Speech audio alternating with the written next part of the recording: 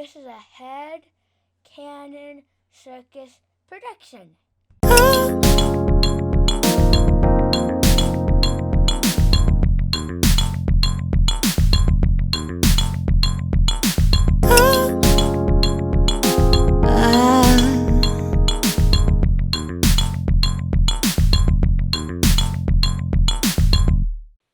Think of a scenario here. So if I'm on the clock and I leave my bedroom and step on one of my kids' Legos and bust my head, they're going to be like, man, I can get that workers' comp off.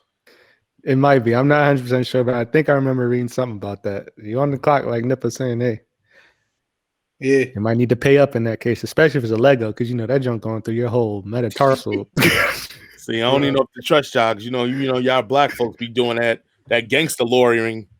Yeah. On the law, it say if you just drink your 40 ounce on the side of the building, it ain't considered like, you know, that hood logic shit, man. I be like, he's a workers' comp. They're like, man, you better get some unemployment. I know that. Look, just throw on some specs in the kufi and hold a book. Where we had a little laugh. Oh man, what's going on, everybody? Once again, it's your three favorite ringmasters checking in with another episode of the Gladiator Cypher podcast, a headcanon circus production. First off is, of course, your host, me, Chris, aka Pseudonym Slim, aka Scribe24, aka Spliff Starlord. That's my new AKA I'm unveiling. Checking in. What's going on, peoples? Spliff Starlord. I don't know. Where we going to do? God, I love it. I think swaggy, boy. You know. What you going? I don't want to say who I am yet. I got represented last week. Yeah, exactly. Man, everybody knows me up in the building. You know what I'm saying? I ain't brushed my hair today, so we gonna just do a regular gangster style. That's how I'm feeling today. I can't even see, cuz. Where we at? I can't see. Where's your video? I'm just saying. I'm just feeling real thuggish today, man. I'm feeling real. I'm about to get into some real actions today, man. No, where's your video? Where's your video at? Oh, my video, man. It's there. We good. Oh, you hanging out? I dig it. Respect. trying to hide the naps. I feel you. You gotta see me like this, man. We all good. Oh man, we got the disembodied voice in Georgia, man. It's all right, man. Hey, let it roll. But you know, I'm here, Papa Bear Nip. You know, goddamn, pass me another one, a little liquid anesthesia. You know what I mean? Palms itching, got to get the calamine, you know. That's it. As used to say, when your palms itching, it means you about to get into some money. That's what they used to say. Gotta get the calamine, you know what I'm saying? Yeah, definitely. Yeah, been working since last Wednesday. I don't get another day off till next Tuesday, you know what I mean? Gotta hump it out. Yeah, baby. Got you busting your back, man. Dang. But hey, you gotta do what you gotta do. Okay. But once again, we're back another week, another podcast, coming fresh off the heels of last week's inauguration. So I wanted to play a fun game this evening with my fellow co-hosts here, my fellow ringmasters. Gentlemen, let's say you were somehow elected president of the United States and it's your inauguration. What song or two would you like to play as you're coming out to deliver your storied, famous, historic inauguration address to the United States of America? Well, I'm gonna jump off, you know what I'm saying? So if I'm coming to the mic after I get sworn in, I'm gonna have to play that, Run This Town by Jay. Okay. You know what I'm saying? Let them know that we in here. Then after I finish my speech and tell these jokers how we gonna get it down for this next 4 years, I'm walking out to my president is black. So you know what I'm saying? I may even have a Lambo waiting on me as I get in the car, just to let them know how I'm getting down. So that's gonna set the tone right there off the rip. Let them know we ain't playing for these 4 years. We gonna get it all. We coming for everything. So that'd be I heard that. Inauguration intro and outro. There you go. What about you, Nip? I'm coming in. James Brown told you so. There you go. I'm gonna head along. Well, I ain't gonna have a Michelle Obama trench on, but Obama joint on. But I'm definitely gonna have a long trench on. You know what I'm saying? Yeah. James Brown told you so coming in. James Brown told you so coming out. There you go. Straight like that. There you go. Have him follow you. Put the cape on. And all that. When you get to the mic. That's it. And I might get a Jerry Carroll in their ass. Oh damn. Killing them. Well, you the president. For me personally, I think I'll probably come out to, Made You Look. Stun on all my haters real quick. Nas classic song. They all slaves to a page in my rhyme book now because I'm looking up everybody. Any enemies, any haters, better not make yourself known because I definitely will send Secret Service after you. And after I deliver my great speech, I think I'm going to roll out to UGK's The Games Belongs to Me because, hey, President of the United States, game belongs to me. Oof. Good pick. Only be ready for them underground kings, bro. Man. Straight like that. UGK for life. But moving right along here. So we got a episode full of topics for you all. First off, let's start off with that Ashanti versus Keyshia Cole versus. Gentlemen, how did you feel about that versus? I know me personally, I was at work, but I was able to catch the first maybe 10, 12 songs. And of course, Keyshia came in late. But Ashanti was there. I thought it was pretty cool. They played a lot of kind of their big songs up front early, which was cool to me. I was hoping Ashanti had the better song, which I think she did from what I saw. And then going back and looking at some of the buzz on social media, I think I saw a lot of people that were saying they felt like Ashanti had won. But what are your thoughts on the verses? I'm gonna let Nip go first on this one. Oh yeah, I thought it was a great showing by both women, and I didn't watch that shit. I was done. You guys are on 2 times. I don't give a fuck. I didn't watch that shit. I didn't. I watched the clips of where OT Genesis came out because that's my man. Yeah. And push it. And I don't care what they did. They weren't looking lovely though. I will say that. I mean, Ashanti, she was looking, but that's to be expected. But I seen Keyshia out there, looking like the gangster that she is, and that's it. I didn't go back and watch it. I looked at the song list, and clearly Ashanti won. If that's what we doing, won. But I didn't watch it. Y'all play with me too much. I'm cool. Oh yeah, the back of that. What is this like? Attempt number 3? It's like the 3rd or 4th night. Yeah, I'm cool. You got it. Damn. Yeah, I mean that whole being like a damn near hour late thing. Like you can't be the lesser artist and be an hour late. Yeah, no. And you only person that can get away with that is unless you just like a straight legend. And it's like, all right, well, you coming in here, like you about to smash this person anyway, so it's just whatever. Like, but you can't be the lesser one and come in late like that. Like you ain't got that many hits, Keyshia Cole, to be an hour late. And then on top of that, like you're right. I mean, for respect, maybe I feel like Ashanti won 12 rounds and I could get a rest to Keyshia, but that's even just being polite. Like I felt like it was a massacre. And I feel like it was a massacre because Keyshia Cole got them hood classics, but she ain't got them pop. Everybody, anywhere you go, somebody play it, they know what that song is, they know who that is. Like I felt like on paper it was a good matchup. I think that's the best way to describe it. I felt on paper, when you hear them names on paper, you go, oh, okay. But then once some songs started coming out, he was like, ooh, it's going to be a long day for Keyshia, man. It's going to be a long day. Yeah, it's been like that a few times. I will say, though, I didn't even know Ashanti had that song with Tupac, which was crazy. But I definitely think Keyshia had the better Tupac song. Yeah. Yeah, I don't know. I have no idea. I don't know nothing about. I don't even know how Tupac came. I saw that and I was like, I'm not listening to it. It's not a real Tupac song. I'm not with it. I don't know where that shit came from. Now everybody got Tupac songs and shit. I don't know where that came from. Hey, look, Tupac was gone. After Joker died, man, you can get like all the music you want with him after they died. Didn't Tupac die like 95 or something? 95, 96? Yeah, I was still watching Power Rangers when he passed. Yeah, like how was you? Ashanti ain't come out to what 2000? Vini Vidi Vici was what 2001? Yeah, something around. And he was after that. Well, how you got a song with Tupac? Man, he just was so prolific. I guess he had music just laying around. That's crazy.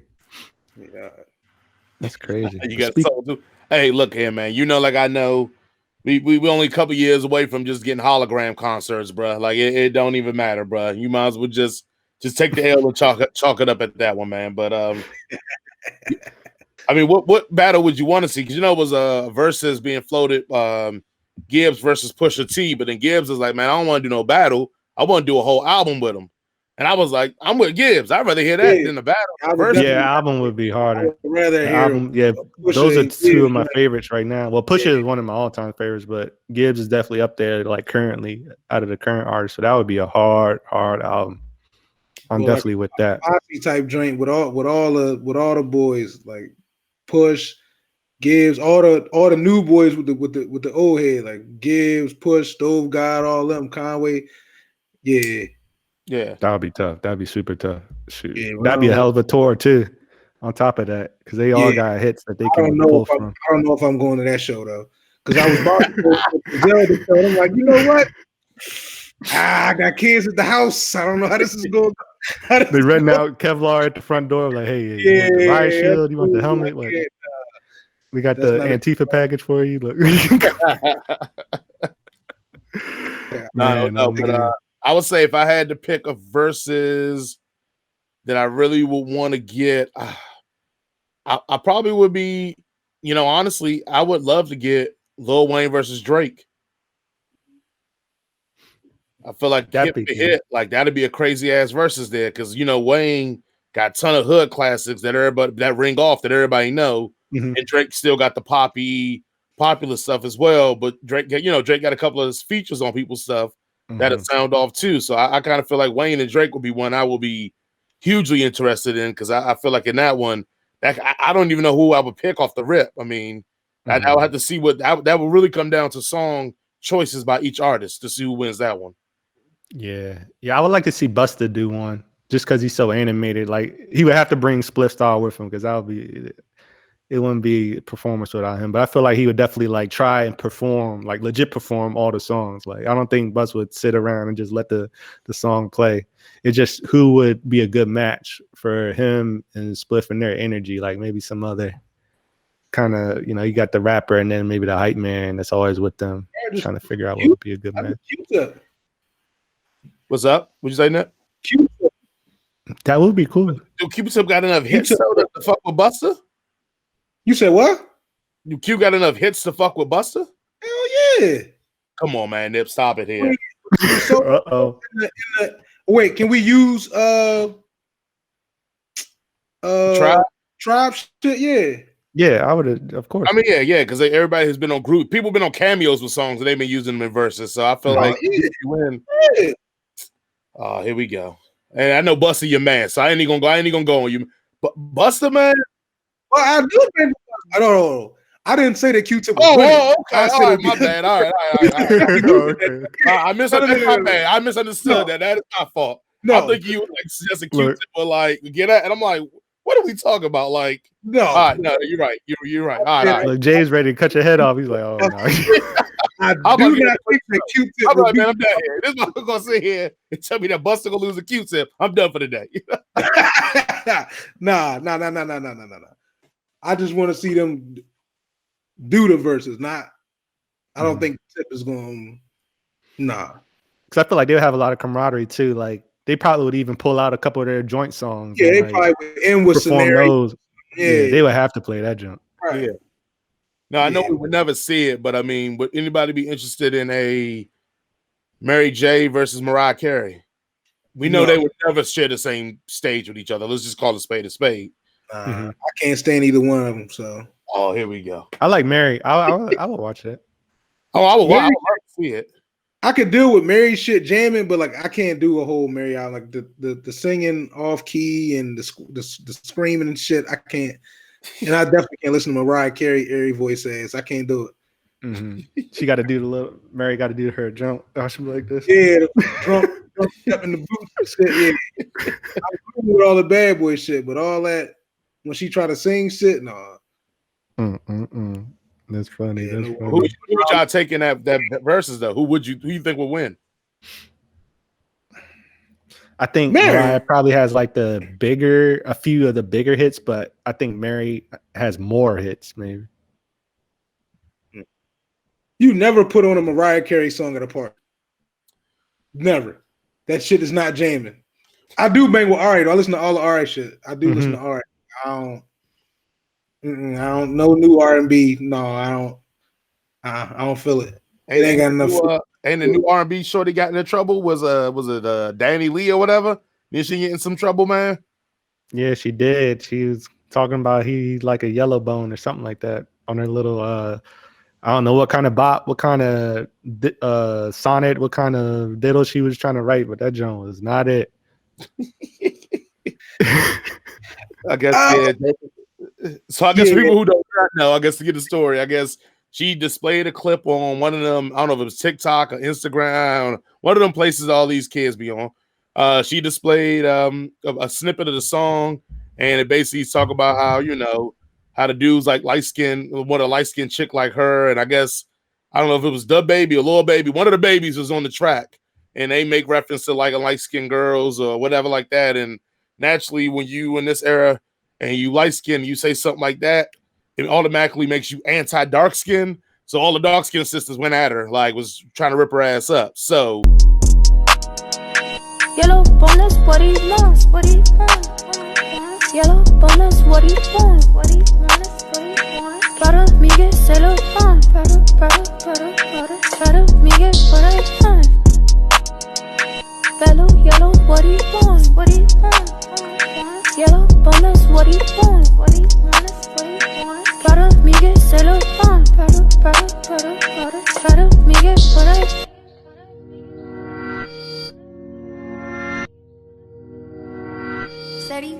Said he need a lift, so he had to switch.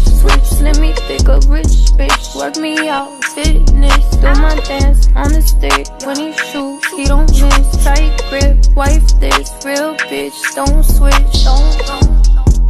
Real bitch, don't switch, don't. Real bitch, won't switch, don't switch. Yeah, that's kind of what happened in a nutshell. And again, if you're getting your news from us, you probably need to do a better job than that because we don't know nothing about nothing. But exactly. from what we heard, that's what was going down. She was big enough. I called the subtweet of a subtweet. That's how I found out. I'm like, oh, okay. Right. I mean, what do you feel about that, Nip? I mean, we know how you love light-skinned girls. What now? No, that's it. Look, Nip, you see how brave we ain't on the camera, right? You see you going extra. No, my brother, we ain't gonna do that. But I don't see a problem with this. No, okay, that's a lie. I do see a problem with the song, as in it was trash. But like it wasn't a bop. It wasn't no. And I heard a snippet. I couldn't listen to no more after the first 10 seconds. But I don't see nothing wrong with making a song about dudes liking yellow bones. I mean, dudes like yellow bones. Dudes like chocolate joints. Dudes like brown skin joints. I mean, whatever. Dudes like joints with big butts. Dudes like joints with little butts. Whatever, man. It don't matter. Yeah, I could see how certain groups could take that to heart, but I mean, it's art, and sometimes it's subjective. Like everything's not for everybody. But I would say, that being said, it does seem kind of weird. I don't know. I can kind of see some of their point, especially, with the past and colorism and all that kind of stuff. I can see why people would be upset, but I don't think that's a reason to chop off somebody's head. Like, okay, you came up with the song. Just say you don't mess with the song or it's dumb. I hate how after any little thing, like people need to gang up on whomever is a culprit and just try and like ruin their career or ruin their life and beat them over the head with the dumb stick, like, hey, you cannot do this. This is da da da da da. We've suffered years of whatsoever, da da da, and just continue to like wallop people over the head with their opinions because they didn't happen to like a song or some of the subject matter. It's just like a mob mentality, and like this whole, I guess it's part of cancel culture almost. Is like it's kind of silly sometimes because eventually everybody's going to cancel because we all have done some messed up stuff in our life or something that if everybody knew about, it would be really easy to point a finger at. But just because people are famous, I feel like they get the brunt of it. So we take our power, which is our voice on Twitter, just use it as a weapon against other people, which I'm just not really against. But Or Teach his own. a bunch of crybabies whining because they can't deal with them feeling insecure about their own self, their own body, their own skin. And now we got to make everybody else feel bad because you feel bad about yourself. Fuck you. Like, I mean, all right, let me just, I'm a slightly tweak to the moment, but to see the feeling though. But all right, so what if it had been like when she was hot, not when she like is now, but what if it had been like Iggy Azalea putting that clip out and it would have been like talking about how black dudes want that white punani or whatever, would we feel the same way? Like, would we be like, oh, I don't care, you know, if they like whatever, or would we be like, damn, like, hold on, shorty, like don't be out here stepping like that. Like, Iggy, like, you know, you need to fall back. Like, would it be, would we feel nonchalant about it, or would we care if it was like a white chick saying this? Well, Iggy Azalea, I mean, she could say what she wants, but like she just has such a bad track record with dudes anyway. Like I don't think anybody would believe her. Well, that's everybody that's been with her. Like not now when she's washed and chasing around with Playboy Cardi or whoever the dude is. I saw like back when she was like rolling in the T.I. camp heavily before we knew that she was even like a foreign white chick. Because I didn't know she was a foreign white chick for like years afterward after she had blew up. Like, oh yeah, then that definitely would be an issue. Firstly, because Iggy's white. I think what is DaniLeigh? Is she black? Is she Dominican? Yeah, she black, Dominican. Okay. Black. So I mean, I don't know. We got movies like that, you know. Look at School Days. Yeah. Exactly. You know, they had that whole song about that. Like that whole light versus dark dichotomy has kind of been in Black America from the beginning. You know, of course, it has some wicked roots, but I think it always kind of plays a part, unfortunately. But I don't think the backlash would be as much as it would be if a white artist like Iggy were to come out and say that, because then that's somebody from the outside coming in and lending an opinion where they really don't have any jurisdiction. So I definitely think that would be a huge no-no for Iggy. I don't really care as much DaniLeigh saying it. I mean, looking back, did she probably regret it? Yeah, but at the end of the day, I mean, people make mistakes, but it's totally different than if like Iggy would have did it, because that would have been. She should regret how bad that song is. That's what she should regret. Yeah, for sure. And I call bullshit, because if I'm an artist, if I'm making music about my own experience, my own life. I'm bringing music about me. Mm-hmm. So, like, if I make a song, you best believe I'm be like, yeah, they want them fat dark niggas. They're making my song about. Like, what else can I say? Oh, they want a tall, skinny guy. Like, I don't know. I'm not making that song. But I feel like it go. I feel like it go a little deeper than that. I mean, we didn't already hit the colorism thing too, but I think it's a point of. I want to say a flaunting privilege, because we know it's a light skin privilege. Let's keep a spade. So when you go in and be like, oh, I know whatever the line was about your man wanting a light skin chick, it's almost like saying like, yeah, I know your man want me because I'm light skinned. Like I have the privilege of being light skinned. That's gonna make your homie want me more than he will want you as a dark skinned sister. Like, and I feel like that's why I made the reference to the white person, because it's like, well. White person says it is like, yeah, well, she out of line because, well, why is she out of line? You use that same logic with her saying, well, it's black men that only like white women, so why are you mad at me for just letting you know that it's true? But I think it's why we mad with the one of a white person would have said is because we know the privilege that comes along with being white, and it's almost like it's taken from our culture and putting that in our faces. So we know in our culture the quote unquote light skin advantages. It's almost again same thing, taken out of the culture and rubbing that privilege in your face. Like, I mean, we talk about all the time. It's very hard to find dark skinned sisters doing well in the music industry. It's very easy to find light skinned sisters doing well in the music industry. So when I feel like the backlash is you make a song like that, it's almost like you're flaunting your privilege in front of our faces. Like the fact that we. You know what I'm saying? I mean, I don't know who gets on whose songs anymore, but I'm pretty sure this DaniLeigh chick probably got a bunch of jokers on her songs, or she done probably collabos with jokers that we probably think is way beyond her talent level, because you can say what it is. I mean, hell, even Beyonce's father talks about it, that he thinks that Kelly probably puts out a little better music than Beyonce, but because of the colorism, Beyonce got catapulted to like the superstar, while Kelly's more of the R&B hood superstar. Like, and I mean, I feel like that's what the backlash comes from. And Nip is right; it comes from an insecurity. But I feel like that insecurity is built into how the establishment and how the world sees a light-skinned person versus a dark-skinned person. And like I said, let's not forget, a lot of these Dominicans don't really want to be claiming black until shit go down, and then they want to be black. So then that's another part of it too, is like, now you flaunt your light-skinned shit on me. Now you're part of a culture that sometimes don't even want to claim your Afrocentric roots. And then that, you know what I'm saying? Then when you get in trouble with this, first thing when the quarter read, first thing she yelled was like, well, I'm Dominican and I'm, black and blah, blah, blah. And it's like, okay, like if you real black, then you would understand that you saying that light skin shit is going to offend a lot of black people because of the colorism and shit they face from being darker skinned and black. So I'm not giving her that much cape. I kind of feel like the fact that we're talking about it is doing exactly what she wanted to be done, because that song is so terrible. And if that song didn't have that lyric in it, we wouldn't be talking nothing about this shit. So I feel like she did exactly what she needed to do. Yeah, get that I can understand where people. Well, I guess I can understand the line of logic from it, but I still think it's overreacting to. I didn't see it. Either the clip that I listened to, I didn't see it as like I'm degrading everybody else but me. It's just like, yeah, I'm bigging up what I am. Like, this is how I feel about me. This is how I feel about the people that look like me.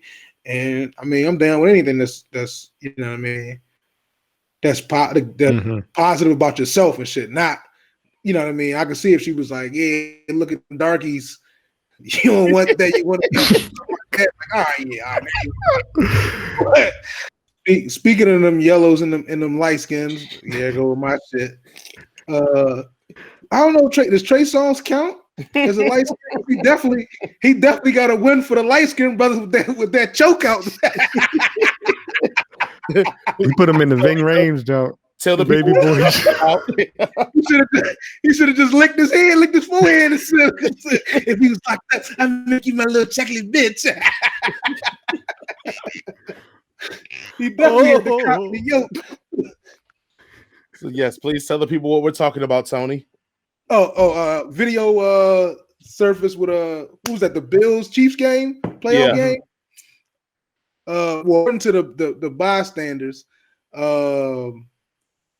the cop was out of line. I mean, the video came in with the cop kind of rushing Trey, and yeah, he got choked out in the seat, right in the stands. I thought Buddy was going down.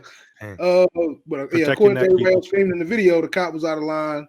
So I mean, they said he was only on the 24-hour hold. He'd be released, and then I guess he'll go through the legal process and getting witnesses and video and all that. But yeah, the way that video was looking, he definitely got a W for the light skins with the nice solid choke out. Yeah, it was. He locked it. He wrapped the arms around it, put it down there. He had that shit locked in, and Buddy was not getting out of that thing. This video clip, which TMZ provided to Fox 4 News, shows Songz punching a Kansas City police officer. The clip also shows Songz with that officer in a headlock. A spokesperson for Kansas City Police says fans complained that Songz wasn't cooperating with stadium rules, and the singer refused to leave when security and police asked him to go. There's been a whole 90 degrees to the side. I'm like, dang, that's crazy. Tell y'all, man, y'all need to stop hating and faking on these R&B cats, man. I know they're soft ass music. Y'all think it'd be sweet in these streets, bro.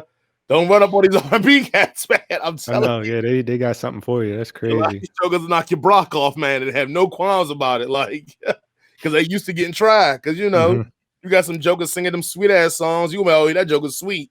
I'm gonna try him. They get that their whole life, so they ready. Like they be on extra when you try to try them. Like that cop had to learn the hard way. He came in that extra. Must not know who Trigger was. Shit. Yeah, Trigger. Trigger. Which one of y'all gonna testify in court? Yeah, I don't know. I mean, I've had experience with an overzealous law enforcement agent before. And I didn't choke him out. It was a similar situation, but I kind of was like, nah, if I grip Buddy up, they're gonna shoot me. So I just kind of like, you know. Yeah. I'm glad there was some bystanders there. They were able to get the footage and whatnot, and it was enough people around that we didn't have that kind of outcome, because I feel like, you know, it easily could have turned super sour for Trigger. So glad that everybody got away. What happened? Why? What the cops do to your ass? They hemmed your ass up. Oh yeah, they definitely served your ass up. With the lump. What is it? They definitely served with a 5 to 10. They beat my ass for about 5 to 10 minutes. You know, coming out the stand, had a little juice, you know, talking a little loud, and you know, the officer, you know, he was speaking to me in a manner that I didn't really, you know, appreciate. So, you know, words were exchanged. I thought it was you know, just a mutual, you know, hey, fuck you, and then he was like, nah, you get arrested now, and I politely said, no, I'm not, and proceeded to go along about my night. And you know, he had backup, I didn't, and you know, it was fists and elbows and knees flying and billy clubs.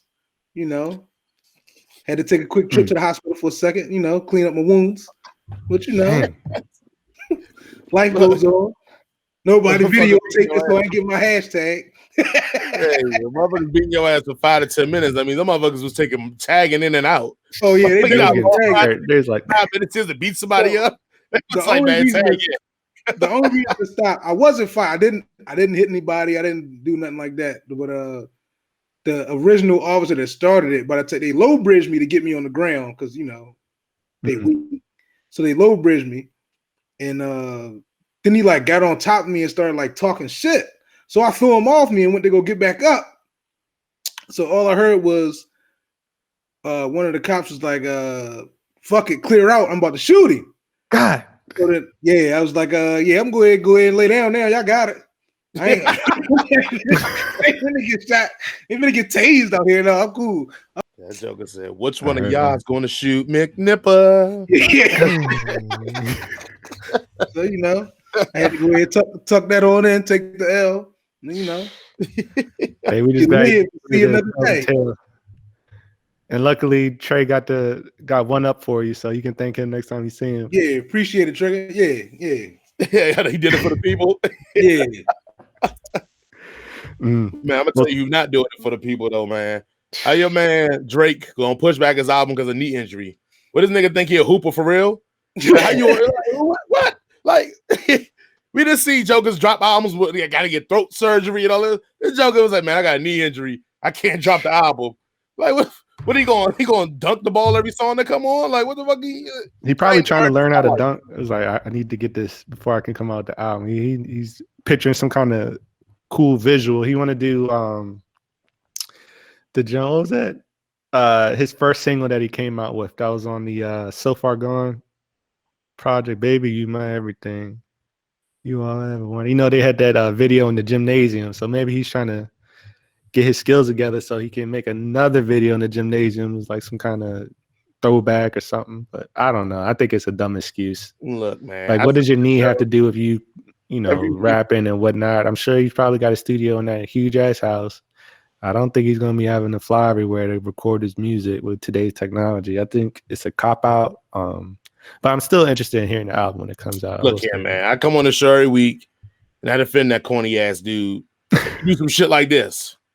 Like now I gotta hear Nip talk, and Nip already been calling this dude whack for like weeks on this show, and I've been defending this shit. And then you gonna come out with some news like that, Drake? You ain't even helping me, bro. You ain't even helping me, and I ain't even one of your biggest fans. And I'm just like, just give me a little bit.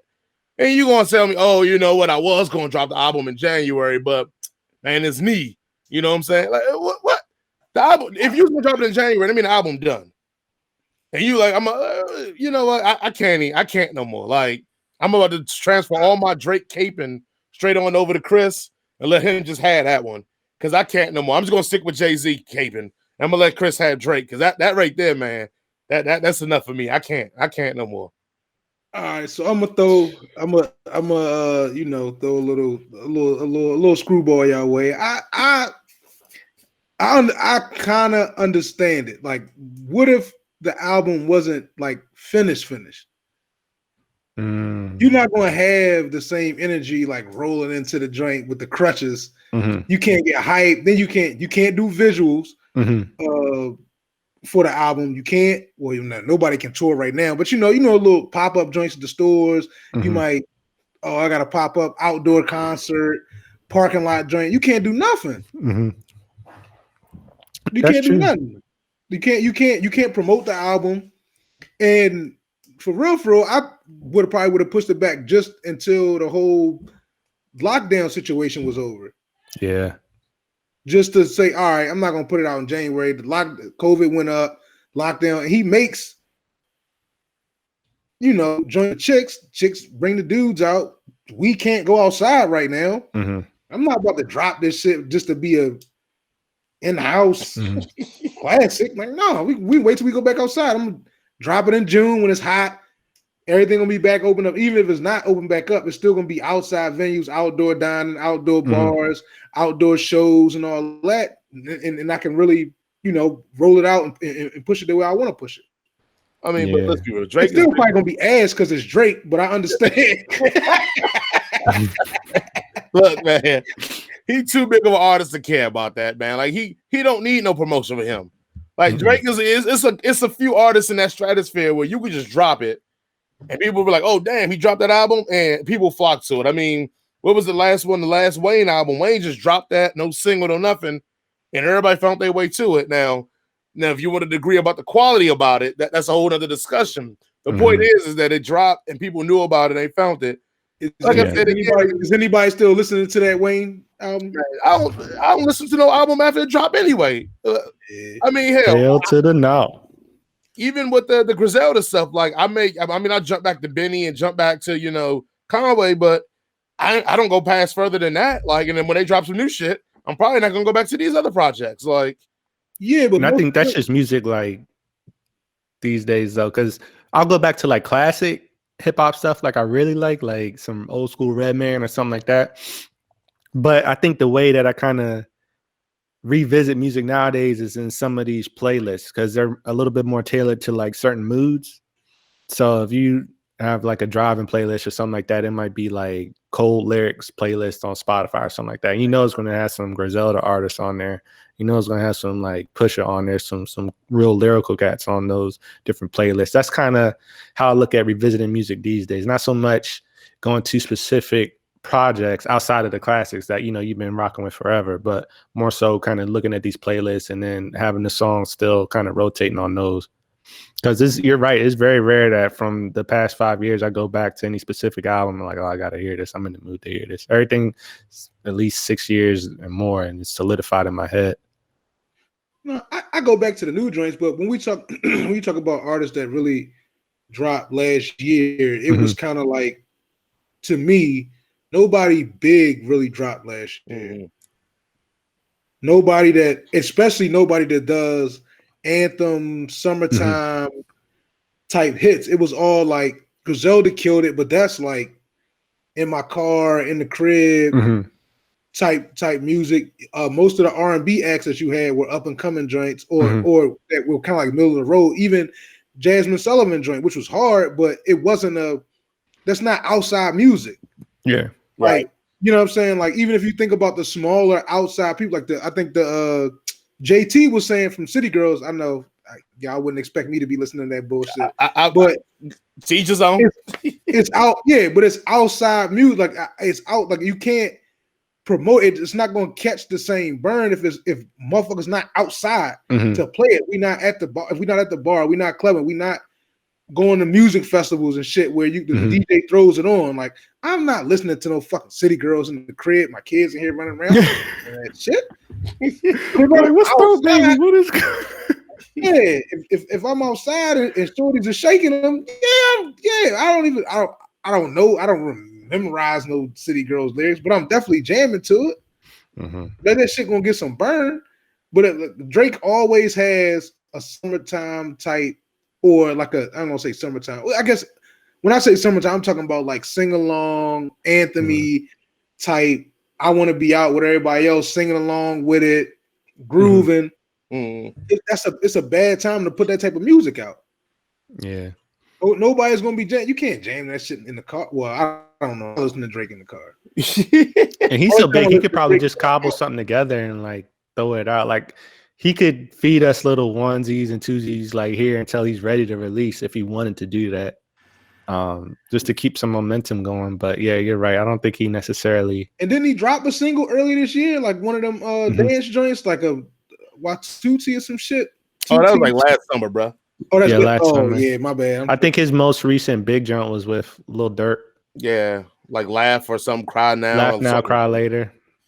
Also, too, let's not get it twisted. Like, the point I'm making is that all y'all, what y'all saying, I feel you. If Drake would have been like, hey, I'm pushing the album back because I just want to kind of wait to the summer to see what happens, or I'm pushing the album back because, you know, I don't think it's completely finished, so I want to add a couple of songs, I'm here with you.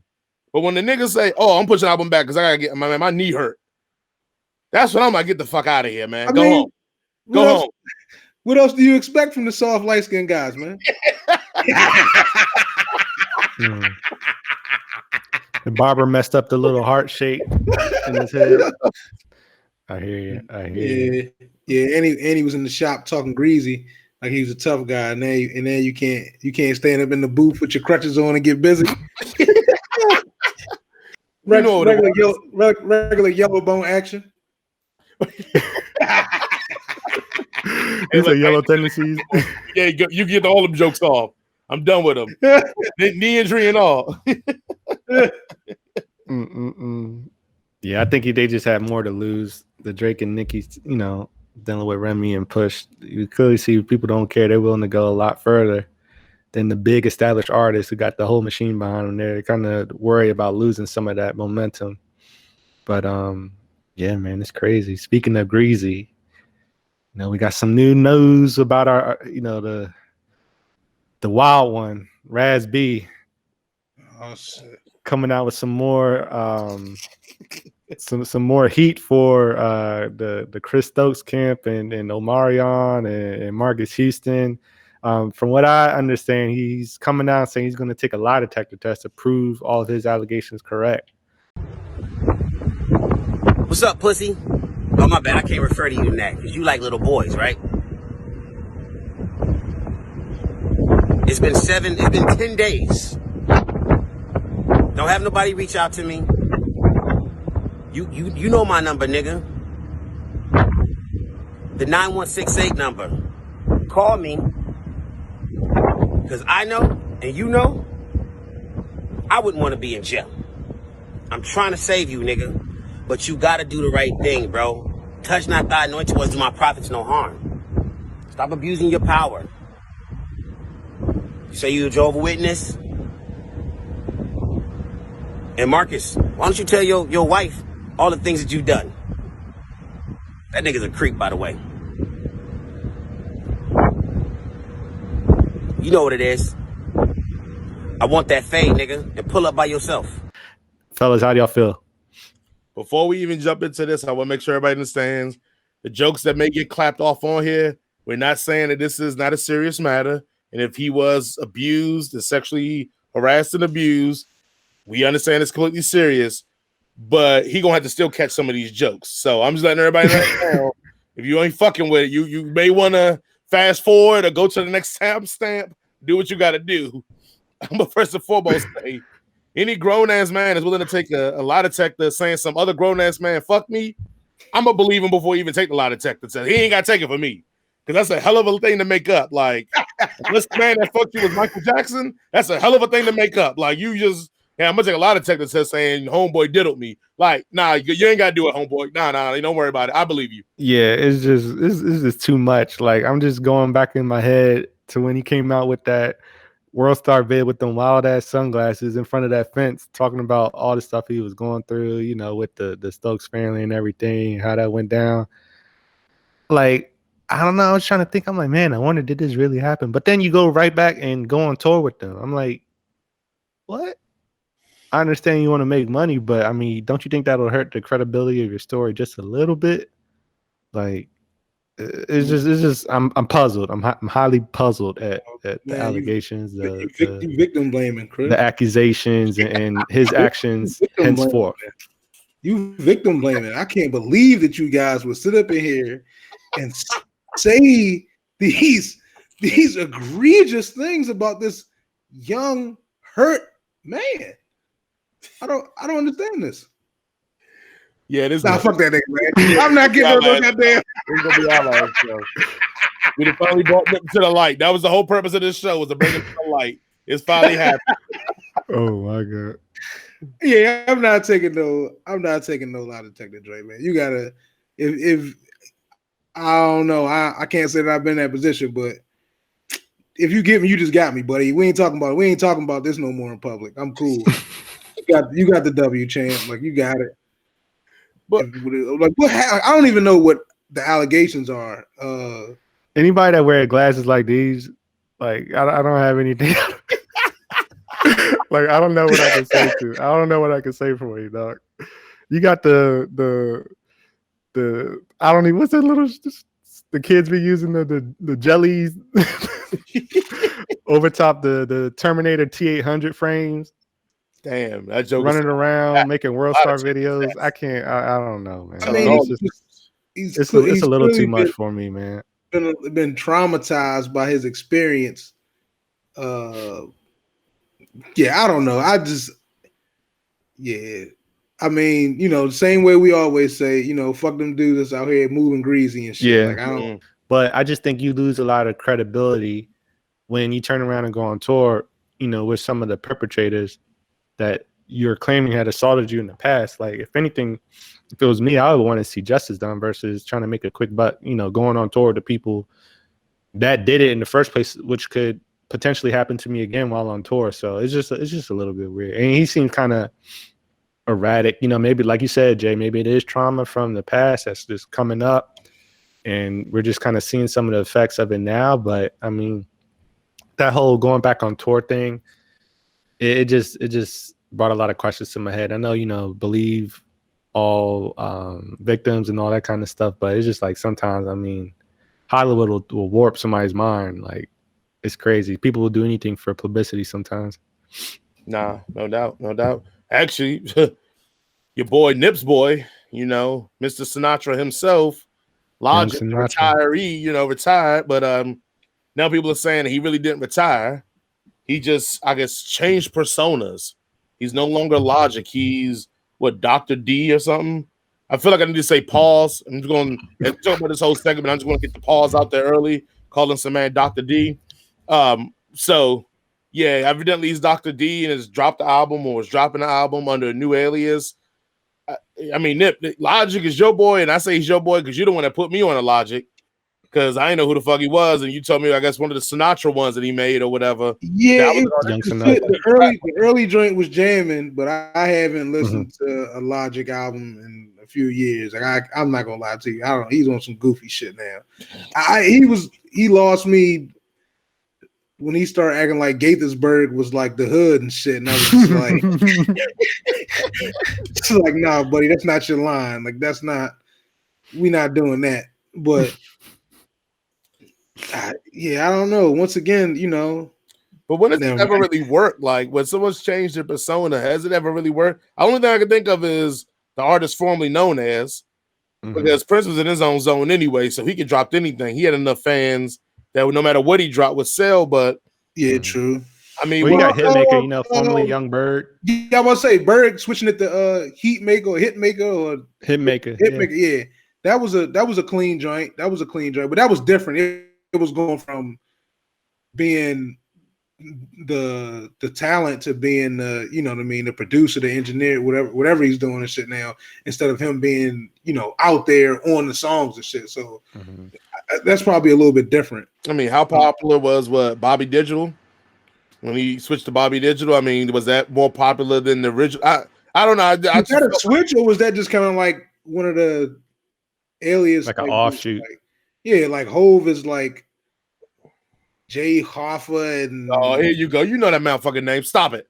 You know the motherfucking Hove name. You better stop it, bro. What about Nas? With Jay to Escobar. Now he is Nostradamus. Man, boy, I tell you, man. No, I don't think he Who the fuck listens to Logic? I don't know. Like, and I feel some kind of way. I feel some kind of way too. Like, how are you gonna take the Doc D moniker after we just had news of MF Doom passing? Like that is those names are way too close for me. Like Doc D, Dr. Doom, MF Doom. He actually, he was wearing the mask. Like I feel like artists in general should just stay very clear that whole Doom persona. Like Doc D, I'm not feeling that name at all. I think it's corny. I think Logic is just corny. I hate seeing him and like that little. I think there's some kind of like Netflix special or something he had. I don't. Where he was going like behind the scenes of his tour and everything. Like, and he just rubbed me the wrong way with like the stuff he was saying and everything like that. Like, I had liked some of his previous work. Some of his previous albums was pretty good. The last one was okay. The one before, I couldn't stand that one. Plus, he just ugly. Like when there's an ugly dude doing stupid shit, you just be like, "Fuck out of here, man!" Like, homeboy, ugly as fuck. And I was like, "Damn." When I saw him, I was like, "This can't be Logic." I thought it was just a regular white dude. I ain't know, besides him rapping about being mixed, I thought it was a regular goofy ass looking white dude. And I was like, well, "That nigga Logic?" And I'm like, "Man, that joker ugly as hell. No wonder he retired. Like, you were ugly. You just." And I don't know why it made me laugh, but like I feel bad about this. But like when he was rapping, he talking about his mom calling him a nigga. I was like, "Damn, that's fucked up." But I don't know why. That is fucked up. Like it's messed up. Like damn, that's your mom call you. Either your mom real hood or something. You did something real bad when she call you out your name like that. But see, no, because he's mixed. So I'm like, I think his dad was black, right? Oh, which one? Which one is the black one? Is his mom the white one? His mom is the white one, I think. But I don't know. Just the way he said it, I'm like. No wonder that joke of mine so jacked up, man. When you got a white lady calling you a nigga, you can't go nowhere but take it. Yeah, man. You shit. Now I feel bad for Logic for calling him ugly now. Most popular segments. What are you listening to? All right. Well, hey, Chris, what are you listening to? Man, let me tell you. Oh my goodness. I was doing some work earlier. So I was playing the Spotify playlist. They got like a jazz one, new jazz releases playlist that came up. And I was listening and this song kind of caught my eye. Let me pull it up. My ear rather. Apparently it's a J jazz group. Let me pull them up right now. It's a what? I think their name is J jazz, so like Japanese jazz. Now Nip's even less interested now. Yeah, but it was pretty cool. Yeah, the artist name, the band is called Gecko and Takage Parade. Okay. And the album is called Borderline. So like it sounded kind of funky, like the song that came on the playlist. It was called Core. So I was like, okay, let me check out the actual album. I pulled up the album. It was pretty good. Like they were definitely hitting a bunch of different riffs. Like, everybody would be in a pocket, then each other instrumentalist with the group would have their own kind of solo going along. One thing that I found pretty cool was that they use a little bit more heavy guitar than you might find in like the average jazz band.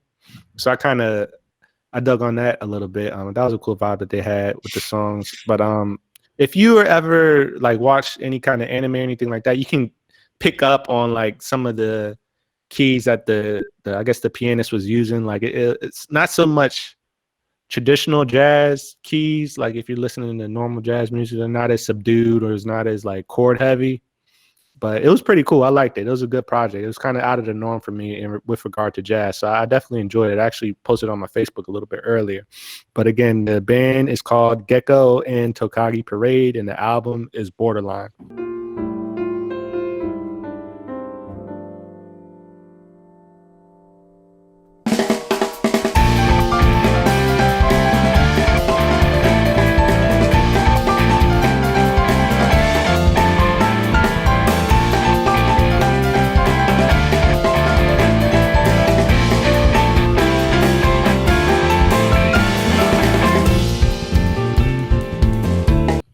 So definitely check it out if you like jazz music, or if you're a fan of like Japanese animation, stuff like that, because it sounded like a few of the opening sequences from some different anime I've seen in my lifetime.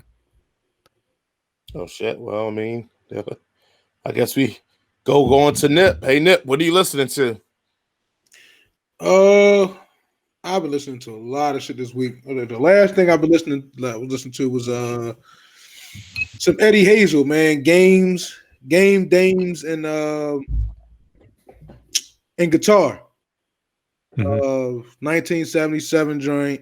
Around the time with Bootsy, Clinton, P-Funk, and all that shit was popping. It was a more guitar heavy, like rock type shit, but it was still funky and groovy. But the main characters were there. I'm about to say all these names that nobody fucking knows. Eddie Hazel, Bootsy, Bernie Worrell. I can't say his last name. Worrell and the keys were like all the, the chords on the organ and holding them long and all that shit. But real jamming. My favorite of there was probably California Dreamin'.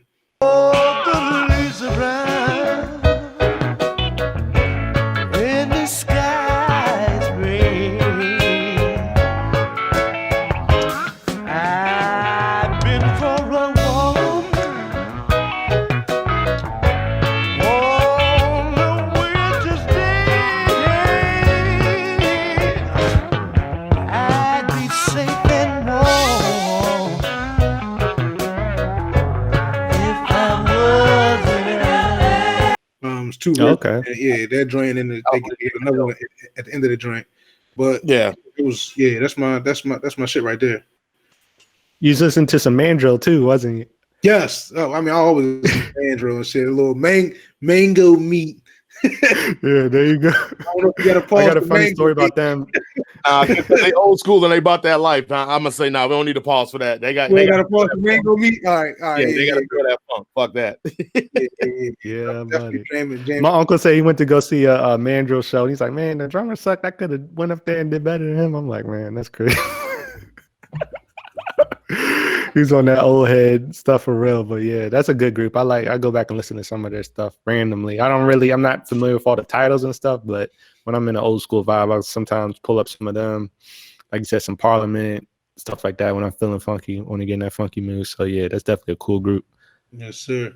So Jay, what you listening to, bro? Man, honestly, mine is gonna be out of the stuff that you two chose, mine gonna be real generic, man. I'm gonna say we were listening to I went and had an OutKast weekend because with my daughters, they're born in Georgia, both born in Atlanta. They don't live there anywhere close to it, but they both were born in Atlanta, and I need to at least let my oldest represent. So somebody ran up to her in the streets and go, who your favorite group is, she need to be ready to say OutKast or Goody or somebody. So this weekend we just jumped into the OutKast kind of marathon. I started off with Stankonia because I felt like that's the easiest entry point for someone who ain't huge hip hop, but also there's enough good stuff musically that she could dig on. 1, 2, 3. Yeah, it's national underground thunder bounce when I stop the ground like a million elephants, a silverback orangutan. You can't stop a train. Who wants some? Don't come unprepared. I'll be there, but when I leave there, better be a household name. Weatherman telling us it ain't gonna rain, so now we sitting in a drop top soaking wet in the silk suit, try not to sweat. Hit somersaults without the net, but this be the year that we won't forget. 1999. And I don't need anything gold. Be what you wanna be, long as you know consequences are given. It was a good weekend, man. My daughter really enjoyed it. She the biggest challenge I had is her knowing who was rapping between Andre and Big Boy. I would just quiz her randomly, like, all right, man, who rapping right now? So by the end of Stankonia, she had got how their cadences and their voices are and etc. So it was one of those proud dad moments, but it just reminded me, man, I feel ashamed and blasphemous for even disrespecting Andre a couple of shows ago or a show ago when we were talking about the Drake thing. Because after just going through the whole analog, I'm like, even though, he don't got the quote unquote individual albums, just the shit he been saying just on every song is just everything. I mean, the flips from the Brian play for everything, but y'all know, we all know how dope Andre is. So I just want to say for everybody in the South that was coming from my neck after I kind of disrespected Andre. One, I was only using Andre as an example. I wasn't trying to disrespect him, but even using them as an example compared to Drake was blasphemous, and I apologize, and I deserved all the hate that y'all gave me. So, yeah, but I just mostly did an OutKast marathon, man, and it brought joy to my heart to hear my daughter, see her just listening to it, nodding that head, a little bit off beat because she still is half white, but it's still, she still tried her best. So it was kind of, proud dad moment there. So yeah, that's what I was listening to this weekend. Of course, and the South got something to say. So yeah, you had to go back and kind of walk back some of that 3 stacks opinion there, because they're about to come for man. you. Your take's been a little suspect, man. I had to learn you about this Watch the Throne. Now you got to come back and apologize about the 3 stacks. I don't know, man. You're a little light in the ass on the music tape.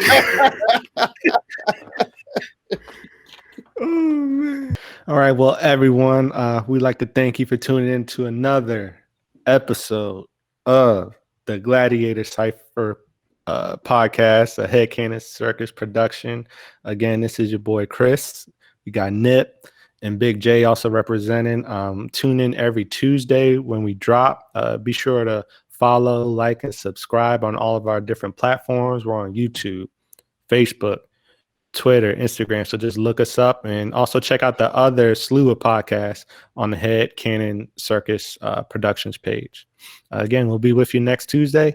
Be sure to like, comment, subscribe, share some of your thoughts about some of the topics we covered today. What kind of music should we check out for next show? We like to get really in depth with our fans, and we like to hear from you all. So definitely share some comments below. We love to respond and get back to you all. And other than that, we'll see you next week. Peace. See y'all guys. This is a Headcanon Circus production.